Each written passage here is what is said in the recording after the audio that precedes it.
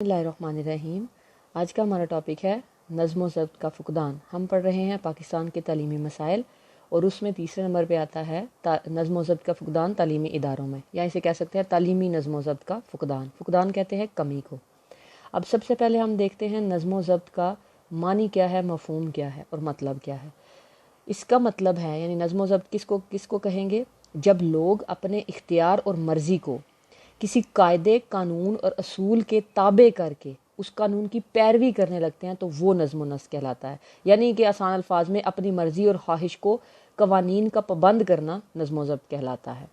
تعلیمی نظم و ضبط کیا ہوگا؟ تعلیمی ادارے کے جو طے شدہ اصول و ضوابط ہیں ان پر عمل کرنا اور ان کی خلاف ورزی نہ کرنا اور اپنی مرضی کو ان کے تابع کر دینا، وہ کہلاتا ہے تعلیمی نظم و ضبط۔ اس کی کیا اہمیت ہے؟ اس کی اہمیت یہ ہے چونکہ ہم مسلمان ہیں اور ہمارا معاشرہ اسلامی معاشرہ ہے۔ اسلام ہر جگہ پہ ہر چیز میں نظم و ضبط کی تاکید کرتا ہے اور چاہتا ہے، حتیٰ کہ عبادات میں بھی۔ تو معاشرے کے لیے بھی اصول اور ضوابط بہت ضروری ہوتے ہیں۔ اصول و ضوابط لوگوں کی اور افراد کی رضامندی کو سامنے رکھ کر وہ طے کیے جاتے ہیں۔ جب طلبہ ان تمام تعلیمی اصول و قوانین پر پوری طرح عمل پیرا ہوتے ہیں تو اس کو کہتے ہیں کہ طلبہ نظم و ضبط کی پیروی کر رہے ہیں، پابندی کر رہے ہیں۔ اب چونکہ نظم و ضبط کی اہمیت اس لیے بھی ہے کہ جب اس کا لاگو ہو جاتا ہے، ہر فرد اپنی ذمہ داری اپنے اوپر دیے گئے کام کو پوری ذمہ داری سے طے کرنے کے لیے، پورا کرنے کے لیے اگر سوچتا ہے، اپنی مرضی شامل کرتا ہے اس میں، تو معاشرہ ترقی کی راہ پہ گامزن ہوتا ہے۔ طالب علم ہو، استاد ہو، سربراہ ادارہ ہو یا ملازم، سب کے لیے نظم و ضبط ایک جیسی اہمیت کا حامل ہے۔ اگر یہ سب مذکورہ جو میں نے بولا، طالب علم، استاد، سربراہ ادارہ یا ملازم، یہ سب اگر وقت پر اپنی ذمہ داریاں اچھے طریقے سے نبھانے کی کوشش کریں تو ہم کیا کر سکتے ہیں؟ ان کی صلاحیتوں سے بھرپور فائدہ اٹھا سکتے ہیں۔ اس کے علاوہ جب تعلیمی اداروں میں نظم و ضبط بچہ سیکھتا ہے تو آگے چل کر عام زندگی میں، عام حالات میں بھی وہ نظم و ضبط کا مظاہرہ کرتا ہے اور کرے گا اور کرتا ہوا نظر آئے گا۔ اب پاکستانی تعلیمی اداروں میں نظم و ضبط کی کیا صورتحال ہے؟ انتظام چاہے کسی گھر کا ہو، ملک کا یا کسی ادارے کا، وہ بہت اہمیت رکھتا ہے۔ اسلام بہت منظم دین ہے، اس نے ہر کام منظم طریقے سے کرنے کا حکم دیا ہے۔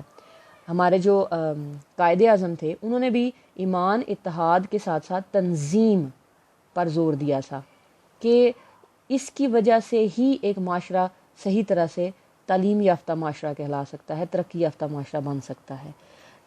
اب آج کل کے دور میں اگر دیکھا جائے تو سب سے زیادہ غیر منظم اور غیر سنجیدہ تعلیم یافتہ طبقہ ہی ہے۔ اس کی وجہ کیا ہوتی ہے؟ اس کی وجہ یہ ہوتی ہے کہ ان کی تعلیم و تربیت جو ہوتی ہے وہ اداروں میں ہوتی ہے اور سارا الزام اداروں پہ دھر دیا جاتا ہے، حالانکہ ایسا نہیں ہوتا۔ جتنی ذمہ داری ادارے کی ہے اس سے بڑھ کر کہیں زیادہ ذمہ داری گھر والوں کی بھی بنتی ہے۔ یہ سارا معاشرہ مل کر ایک منظم معاشرہ ترتیب دیتا ہے اگر اس کو صحیح بنیادوں پر استوار کیا جائے۔ تعلیمی اداروں کا جو بگڑا ہوا ماحول ہے اگر دیکھا جائے تو اس کی سب سے بڑی وجہ نظم و ضبط کا ناقص انتظام ہے۔ وجہ اس کی کیا ہے کہ استاد جو ہے وہ مادہ پرستی کا شکار ہیں۔ طلبہ کی عزت جو ہے، طلبہ کے دلوں سے جو استاد کی عزت ہے وہ ختم ہو چکی ہے۔ اساتذہ اور شاگرد کے مابین احترام، شفقت اور رواداری اور برداشت جیسی خوبیاں بھی ختم ہوتی جا رہی ہیں۔ سیاسی مداخلت بڑھ گئی ہے۔ اس کی وجہ سے کیا ہوتا ہے کہ بے شک ڈگریاں لوگ لے رہے ہیں، ہمارے جو بہت سارا پڑھا لکھا طبقہ ہے ڈگریاں لے رہا ہے، لیکن اخلاقیات سے آ رہی ہیں سارے لوگ۔ اب اس کی علامات کیا ہوں گی اور اس کی وجوہات کیا ہوں گی؟ کسی بھی تعلیمی ادارے میں نظم و ضبط کے فقدان کی علامات کیا ہوں گی؟ سب سے پہلی علامت یہ ہوگی کہ طلبہ کلاس میں بلا وجہ غیر حاضر ہوں گے، یعنی بغیر کسی وجہ کے بنک ماریں گے، ٹھیک ہے، یا گھر سے ہی کالج نہیں آئیں گے یا کلاس میں ہی نہیں آئیں گے۔ کالج آ گئے ہیں یا اسکول آ گئے ہیں لیکن کلاس میں نہیں آئیں گے۔ بہت ساری غیر شائستہ یا نامناسب حرکات کریں گے، کلاسوں کا بائیکاٹ کریں گے، احتجاجی مظاہرے اور غیر قانونی اجلاس کریں گے، سیاسی گروہ بندی موجود ہوگی، اور طالب علموں کا اساتذہ یا سربراہ ادارہ کے ساتھ بدتمیزی کرنا۔ یہ ایسی علامات ہیں جس سے ہمیں پتہ چلتا ہے کہ اس ادارے میں نظم و ضبط کی کمی ہے۔ اب اس کی وجوہات کیا ہوتی ہیں؟ سب سے پہلی وجہ ہوتی ہے والدین کا اپنے بچوں پر توجہ نہ دینا، اور والدین کا اپنے ہی قول و فعل میں تضاد ہونا۔ قول و فعل میں تضاد ہونے سے مراد کہ وہ کہتے کچھ ہو رہا ہے اور کرتے کچھ ہو رہا ہے۔ تو اس وجہ سے طلبہ میں نیکی اور بدی، جھوٹ اور سچ، صحیح اور غلط کی تمیز ختم ہو جاتی ہے، اور وہ پھر کیا کرتے ہیں، وہ اپنی زبان چلا کر ہر ایک کو باتوں میں لگا لیتے ہیں۔ اس کے بعد دوسری ذمہ داری آتی ہے اساتذہ کی۔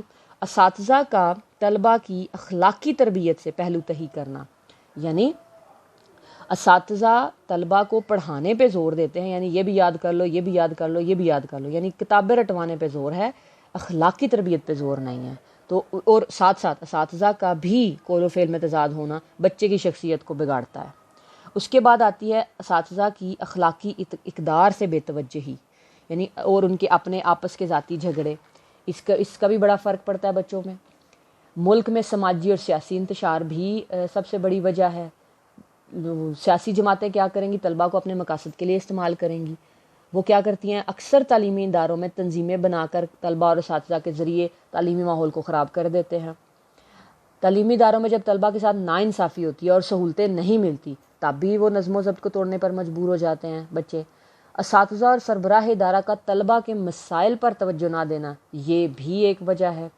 بعض ناروا پابندیاں بھی طلبہ کو نظم و ضبط توڑنے پر اکساتی ہیں۔ مثال کے طور پر ان کو صبح وقت سے پہلے بلانا، طلبہ کے موجود ہونے پر بھی کلاس میں نہ ہونا، چھٹی ہونے کے بعد بھی روک لینا، کسی مخصوص دکان سے یونیفارم اور اسٹیشنری خریدنے پر مجبور کرنا، اور مخصوص افراد یا سینٹر سے ٹیوشن پڑھنے پر مجبور کرنا۔ یہ سب کیا ہوا کرتے ہیں؟ بچے میں بغاوت کا مادہ پیدا کرتے ہیں، اور بچے جو ہیں وہ نظم و ضبط کو توڑتے ہیں اور اس کی پیروی نہیں کرتے۔